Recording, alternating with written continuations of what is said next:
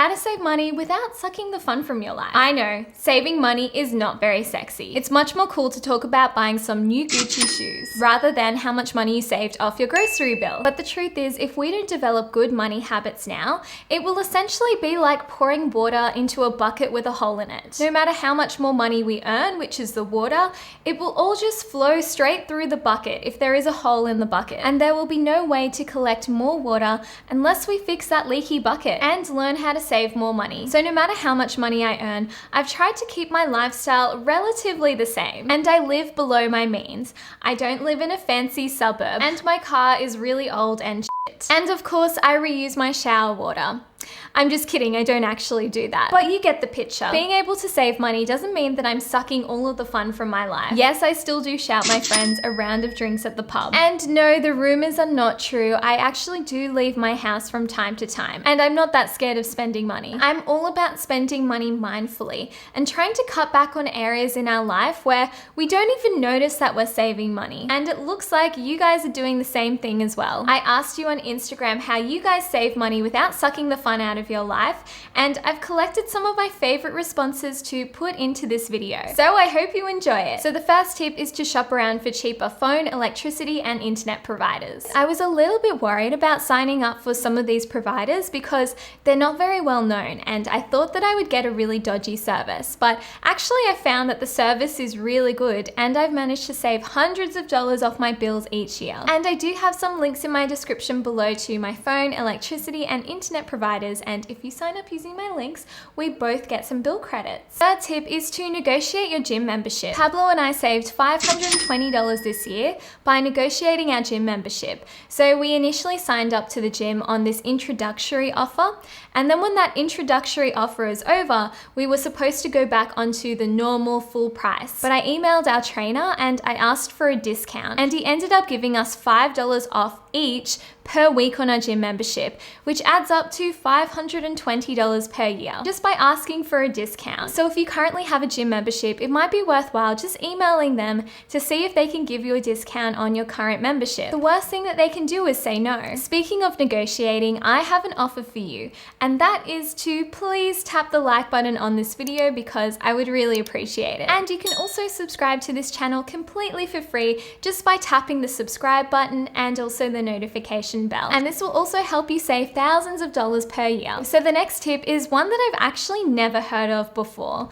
and that is Borrowbox. Borrowbox is a free app that you can use to borrow books from your library for free, including physical books and also audio books as well. It just makes it a lot easier to borrow books from the library. I love this tip because I think that self-development is so important, and this is just such an easy way to save yourself hundreds of dollars per year on buying books and audiobooks. So this next tip is actually one of my favorites, and that is to use the free Fuel app. This app is really easy to use and it's completely free, and it basically shows you the current price of petrol in your area. Often I've been able to save myself 20 cents per litre just by checking the Fuel app to see which fuel station has the cheapest petrol. And this saves me anywhere from $10 to $20 per tank. So the next tip is to use the 7-Eleven app to lock in cheap fuel prices. If you download this app, you can actually lock in a cheap fuel price, and you can lock it in for the entire week. So the next tip is one that brings me so much joy, and that is playing board games at home with your friends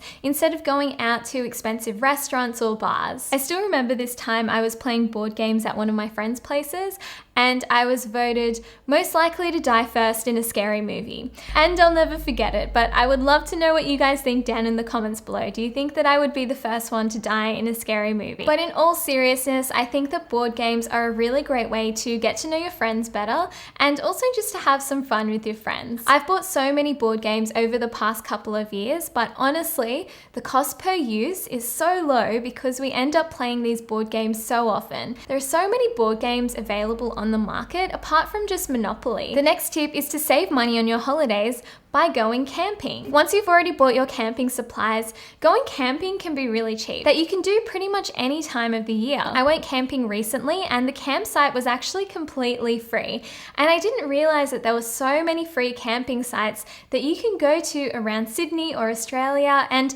probably wherever you're from in the world. The next tip is to start growing your own food. I live in an apartment, so I don't have a garden on unfortunately, to grow fruits and vegetables. If I did, I would definitely be doing that.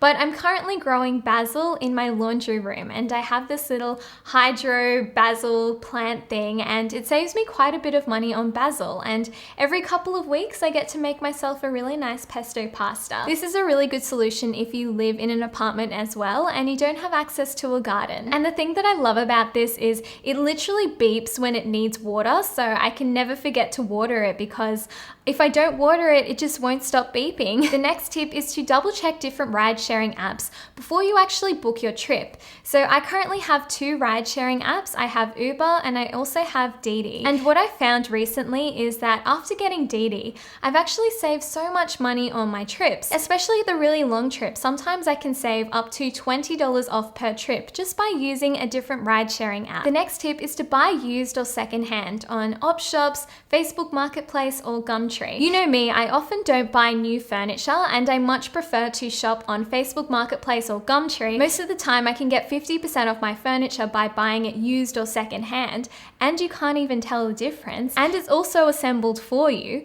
But it also saves the environment as well, because we really don't need that many more things to be put out there in the world, especially when people are already selling things on Gumtree and Facebook Marketplace and they're in really good condition. The next tip is to try and meal prep at home instead of going out to cafes and restaurants to eat every day. This can be a really great way to save money, and when I'm not lazy, I do like to do a lot of meal prep on Sundays, and I cook my meals for pretty much the entire week, so then I don't get tempted to buy my food every day at a restaurant or a cafe. Another tip is to shop at discount stores like Aldi. Honestly, I used to be a bit of an Aldi snob, but I have recently found a real passion for Aldi after shopping there for a couple of times, especially for their wines. You can find so many good quality products for a fraction of the price at Aldi. You've probably heard this tip a million times from me before, but this list honestly wouldn't be complete without it, and that is making your coffee at home. Did you really think that I would make a saving money video and not talk about my coffee machine? Of course you knew this was coming, but I save so much money each year by making my coffee at home. I save literally over $1,000 per year just by making my coffee at home. So this coffee machine was such a good investment for me. This next tip is something that I've actually never done before, and that is recycling cans and bottles, which could actually be a pretty good side hustle because you can actually make some money while you do it.